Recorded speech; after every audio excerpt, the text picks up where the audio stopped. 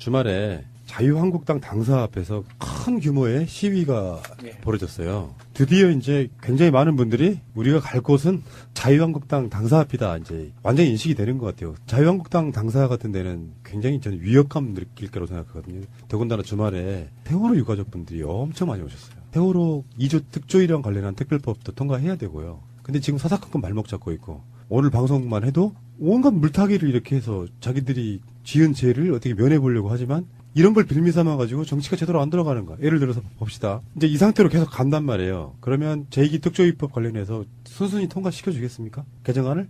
그래서 여의도 국회 앞하고 바로 앞에가 이제 새누리 당사가 조금만 걸어가면 있는 곳이니까 사실은 그게 맞죠, 이제. 우리들의 목표는 초법적인 걸 이런 걸 떠나서 자유한국당 자체가 없어지는 게 맞아요. 총선이 뭐 몇 개월 남았다 그러면 좀 기다리기도 하겠는데 이거는 뭐 사사건건 이로 발목 잡기를 시전하고 있고 사실은 그 사람들이 적폐의 청산 대상이잖아요. 네. 그 청산 대상을 그대로 놓아두게 되면 발전하는 거 하나도 없이 그냥 끝나요. 그러니까 이렇게 공방만 주고받다가 물타기하고 그러면서 논란거리가 만들어지면서 세월이 가고 있어요. 우리는 문재인 대통령 임기가 하루라도 줄어드는 게 안타깝지만 벌써 6개월 지났거든요. 6개월이면요. 정확하게 10분의 1이 간 거예요. 5년 중에 6개월이 사라진 거거든요. 네. 그 사이에 자유한국당이 이 상태로 계속하면은 1년 후에도 1년 반 후에도 2년 후에도 똑같은 방식으로 생존하려고 살아남을 거란 말이죠.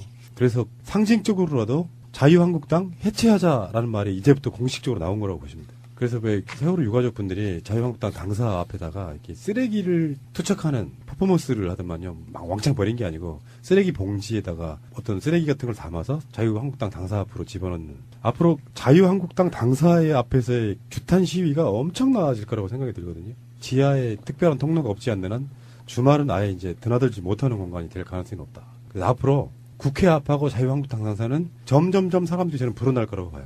주말에 원래 여의도가 텅 비는데 좀 상권이 좀 살아나겠네요. 그러네. 그리고 이제 여의도에서도 하지만 지금 MB 둘레길 걷기 행사도 하잖아요. MB 둘레길요? 네, 논현동에서도 매주 하고 있고요. 자, 알겠습니다. 박근혜 정부 국정원이 갓 출범한 정권의 정통성에 타격을 줄 것을 우려해서 2012년 국정원 댓글 사건의 진상을 철저히 은폐하려 한 정황이 담긴 국정원 내부 보고서가 새롭게 발견됐습니다. 뭐 이건 그럴 수밖에 없을 거라고 생각해요. 정권의 정통성이 걸려 있었기 때문에. 우리는 그래서 국정원 댓글 사건이라고 말하면 작아 보이잖아요. 국가기관이 총체적으로 개입한 정치 개입 사건이죠. 네. 게이트.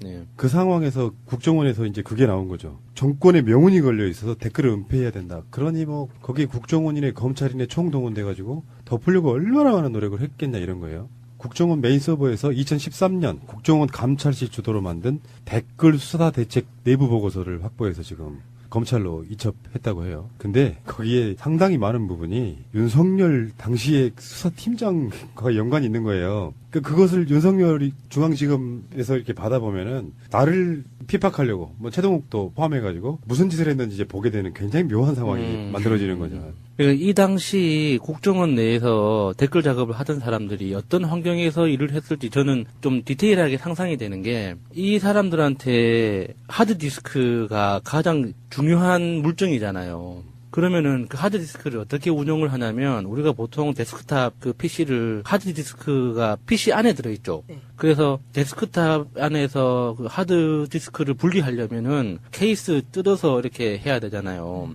근데 하드디스크만 노출되도록 조립할 수가 있거든요.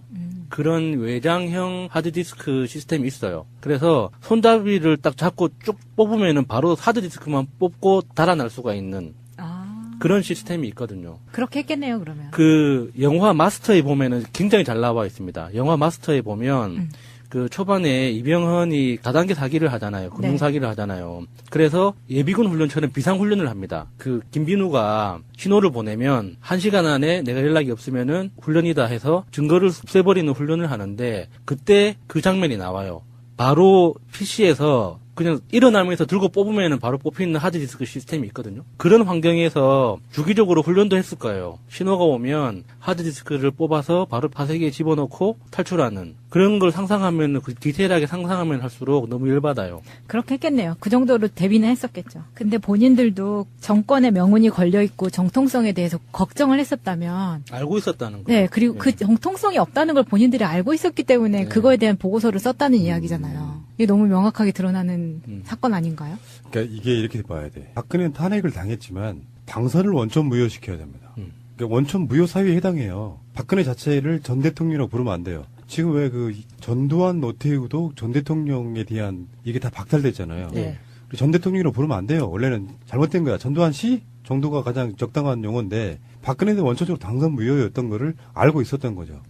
그러니까 박근혜는 탄핵하라가 아니라 당선 무효였지. 대통령이 아님. 그제 그 소요 방송에서 송병우 님이 MB 정권에서 준비했다는 개표 조작 프로그램 뭐 이런 이야기를 하셨잖아요. 네. 정말 그랬을까? 그랬을 수도 있겠구나. 그러면은 MB에서 박근혜로 넘어가는 그 과정에서 도대체 어디까지 불법이 있었던 걸까? 단순히 댓글 수준은 아니었을 것 같다는 생각이 들잖아요. 너무 좀 끔찍해요. 그렇죠. 우리가 항상 뭐 해왔던 이야기이긴 한데 정권을 유지하기 위해서 뭘 못했겠냐 하는 생각이 들잖아요. 근데 이게 이제 이런 부분도 있죠. 솔직히 말씀드리면 개표 조작을 다루었던 방송으로서 느끼는 건데 저는 트위터상에서 어떤 사람들이 특정한 흐름을 계속 몇 년간 유심히 봤었거든요. 그 댓글은 예를 들면 홍준표 같은 사람들이 뭐 0.5%도 안 되는 댓글로 뭐 안보 수장을 구속했다 뭐 이렇게 공격하고 있지만 댓글 느낌은 실드치기가 좀 가능해요. 뭐 국가기관이 뭐 정권 안보 차원에서 뭐 이런 식으로 실드를 치잖아요. 그렇게 이제 어느 정도 실드가 가능해요. 근데 개표 조작 얘기가 나오면 그냥 미친놈으로 몰아버리는 거예요. 물론 저도 개표 부정이 있었다 없었다 100% 확신할 수는 없지만 조금 전에 저의 전제로만 보면 뭘 못했겠냐. 오히려 쉬워요. 프로그램 만드는 사람들 입장에서 보면 오히려 쉽다고. 굉장히 정밀한 뭔가가 나와야겠지만 어쨌든 그 부분은 이제 다른 방식으로 우리가 이야기하시기로 하시고 국정원이 갖고 있는 이런 생각들 때문에 얼마나 많은 것들이 그러니까 불법을 저질러서 대통령이 됐어. 그런데 이 사람의 정통성을 가지려면 이거를 눌러야 되잖아요. 그러니까 또 다른 사건들이 계속 발생하는 그런 방식으로 덮고 탄압하고 이런 과정을 계속 거치게 되는 거죠. 제가 국정원에 적을 둔 사람, 그러니까 국정원에 소속된 사람을 실제로 만나본 경험이 몇 번 안 되지만 공통적으로 느꼈던 게 세계관의 차이라고 하죠. 이 대한민국이라는 사회를 바라보는 관점 자체가 굉장히 불안하게 보는 거예요. 그러니까 대북, 북한, 이렇게 그 대치 상황이라는 이 상황 자체를 전쟁 상황으로 보고 있느냐, 안 그러면은 평화의 어떤 그 과정으로 보고 있느냐에 따라서 똑같은 현상도 다르게 해석하잖아요. 그러니까 국정원 직원들은 기본적으로 지금 우리 대한민국의 이 상황을 전쟁 상황으로 인식하기 때문에 자신들이 지켜야 한다는 걸 전제하는 것 같아요. 그러니까 대통령이 누가 되든지 간에 국정원이 그러니까 주도권을 가지고 안보를 지킬 수 있다면 그 대통령이 이명박이 됐든 박근혜가 됐든 상관이 없다는 그런 느낌을 많이 받은 적이 있거든요. 그러니까 이런 불법도 사실 이명박이 시킨다고 할 만한 일은 아니죠. 제정신인 사람이라면. 여기 아까 홍준표가 했던 이야기를 한번 보겠습니다. 페이스북에 올린 글. 댓글 수사로 출세한 충견들이 0.5%도 안 되는 댓글로 안보수장을 구속했다면 자신들은 4년 후 정치관여검사로 구속되지 않는다는 보장이 있느냐. 댓글 수사로 출세한 충견들이 0.5%도 안 되는 댓글로 안보수장을 구속했다면 자신들은 4년 후 정치관여검사로 구속되지 않는다는 보장이 있느냐. 비문이죠. 문장이 성립이 안 돼. 그러니까 검찰이 정상적인 수사를 하는 것을 정치 관여로 몰고 있잖아요. 그리고 0.5%든 뭐 100%든 0.00001%든 그게 무슨 상관이에요, 그게? 0.5%도 틀린 거고요. 일단 예. 획득가 틀렸고요. 훨씬 더 넘어요. 지금 그 1% 가까이 되는 거고. 다음에 그 0.5%라고 해도 수천 건이에요. 그게 어디까지 정확히 알아야 되냐면 국정원 직원들이 아이디로 쓴 것이 인증된 것만이에요. 다 증거를 은폐하고 삭제하고 조작한 다음 맞아요. 남은 것 중에 그렇죠. 그리고 예. 이건 국정원 직원들이 쓴 거잖아요. 예. 민간인 댓글 부대까지 포함하면 상상을 초월하게 많아지거든요. 예. 다음이요. 정의의 상징이었던 검찰을 한 줌도 안 되는 충견들이 좌파 정권의 앞잡이로 몰아가는 것을 바라보며 하루살이 충견 검사들로 인한 검찰 조직의 붕괴를 우려한다. 검사들이 정의와 의기를 상실했다면 이제 그 대안을 찾을 수밖에 없다. 공수처자는 얘기인가요? 자유한국당은 반대하고 있던데. 아니, 자유한국당이 지금 그 상황이 오늘자로 약간 급선회해서 공수처 설치를 찬성하는 쪽으로 지금 돌아서고 있대요. 그러니까 검찰을 견제해보겠다는 네, 건데. 그런 의미죠. 네. 근데 정의의 상징이었던 검찰이 언제적 이야기예요? 글쎄 교과서에서 본 적은 있는 것 같은데 자기가 기억은 안 검사할 나요. 때였었나? 자기 때까지 그랬다. 아 모래시계 드라마 안에서 검찰 조직의 붕괴를 우려한다? 하루살이 중견 검사들로 인한? 누구 이야기하는 거예요? 윤석열 검사 지검장 이야기하는 거 아니에요? 타겟은 거기 같아요. 네. 홍준표가 말하는 못된 검사들. 네. 다음이요. 국정원 특수활동비 청와대 상납 사건을 처벌하려면 검찰로부터 매년 100억여 원의 특수활동비를 상납받았다는 법무부도 같이 처벌하는 것이 형평에 맞는 것이 아닌가. 고도의 물타기예요. 그러니까 이거 법적으로도 틀려먹었고 예. 거기다가 설사 그랬다고 하더라는 그런 가정은 사실 필요 없지만 여기도 처벌해야 될 이유가 뭐냐고. 개인 뇌물하고 예를 들어서 아까 말한 데이터 이동제 이쪽에 남아서 공동체로 쓸 수 있다. 이런 거하고 도덕적으로 개념이 일단 다르잖아요. 불법성을 떠나가지고. 노무현 정권 당시에 청와대 특수활동비 3억 원, 가족 횡령 의혹 사건과 640만 달러 뇌물 사건은 왜 수사하지 않는가. 잘못했으면 처벌받는 것이 당연하지만 비례의 원칙이 있고 수사에도 관행이 있다. 진새끼 아니야, 이 새끼. 아, 이건 너무 열받는데. 이건 계속 아니라고 이야기를 해도 계속해서 잘못된 팩트로 그렇죠. 예, 계속해서 똑같은 이야기를 하는 거예요. 거기에다가 지금 얘는 이야기하는 게 현재 검찰을 정치검찰로로 똑바로 해라라고 이야기하는 거예요. 그러니까 죄가 있으면 처벌을 받는 건 있지만 관행도 있고 비례의 원칙도 있다. 이러고는 야당을 한 명 수사하면 여당도 한 명 수사해야지. 이게 정치검찰로 그렇다는 얘기거든요.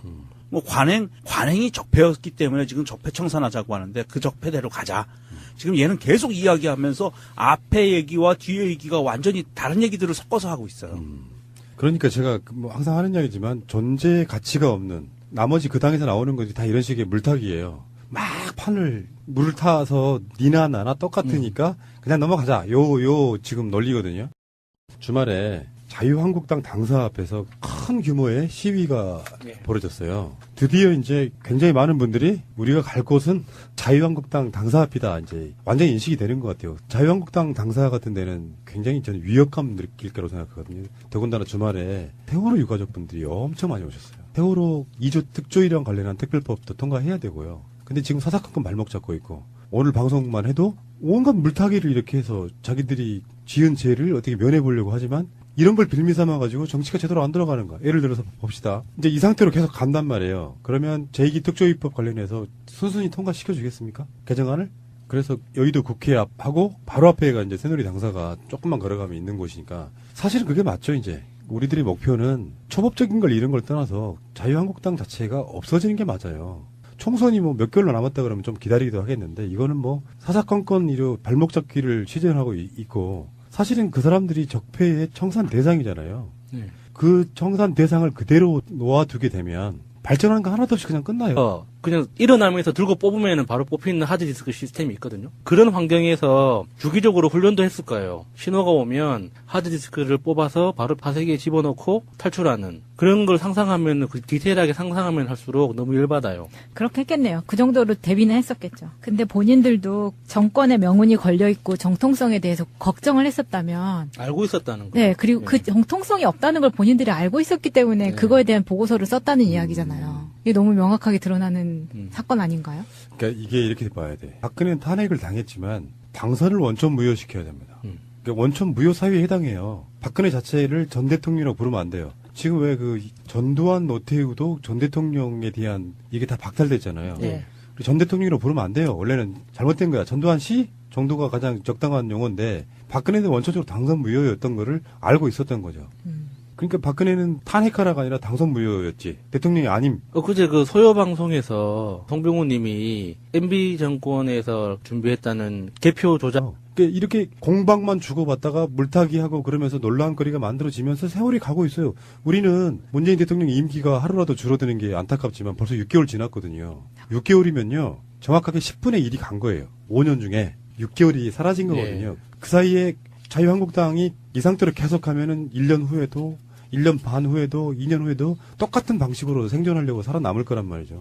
그래서 상징적으로라도 자유한국당 해체하자라는 말이 이제부터 공식적으로 나온 거라고 보시면 돼요. 그래서 왜 세월호 유가족분들이 자유한국당 당사 앞에다가 이렇게 쓰레기를 투척하는 퍼포먼스를 하더만요. 막 왕창 버린 게 아니고 쓰레기 봉지에다가 어떤 쓰레기 같은 걸 담아서 자유한국당 당사 앞으로 집어넣는. 앞으로 자유한국당 당사의 앞에서의 규탄 시위가 엄청나질 거라고 생각이 들거든요. 지하에 특별한 통로가 없지 않는 한 주말은 아예 이제 드나들지 못하는 공간이 될 가능성이 높다. 그래서 앞으로 국회 앞하고 자유한국당 당사는 점점점 사람들이 저는 불어날 거라고 봐요.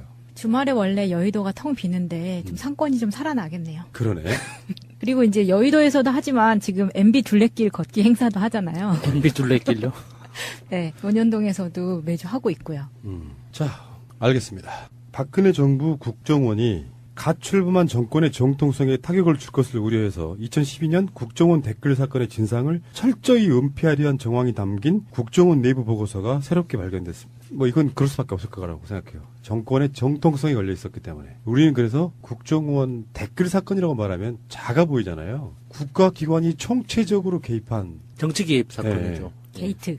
네. 그 상황에서 국정원에서 이제 그게 나온 거죠. 정권의 명운이 걸려 있어서 댓글을 은폐해야 된다. 그러니 뭐 거기에 국정원이네 검찰이네 총동원돼가지고 덮으려고 얼마나 많은 노력을 했겠냐 이런 거예요. 국정원 메인 서버에서 2013년 국정원 감찰실 주도로 만든 댓글 수사 대책 내부 보고서를 확보해서 지금 검찰로 이첩했다고 해요. 근데 거기에 상당히 많은 부분이 윤석열 당시의 수사팀장과 연관이 있는 거예요. 그것을 윤석열이 중앙지검에서 이렇게 받아보면은 나를 핍박하려고 뭐 최동욱도 포함해가지고 무슨 짓을 했는지 이제 보게 되는 굉장히 묘한 상황이 만들어지는 거죠. 그러니까 이 당시 국정원 내에서 댓글 작업을 하던 사람들이 어떤 환경에서 일을 했을지 저는 좀 디테일하게 상상이 되는 게 이 사람들한테 하드디스크가 가장 중요한 물증이잖아요. 그러면은 그 하드디스크를 어떻게 운용을 하냐면 우리가 보통 데스크탑 그 PC를 하드디스크가 PC 안에 들어있죠. 네. 그래서 데스크탑 안에서 그 하드디스크를 분리하려면은 케이스 뜯어서 이렇게 해야 되잖아요.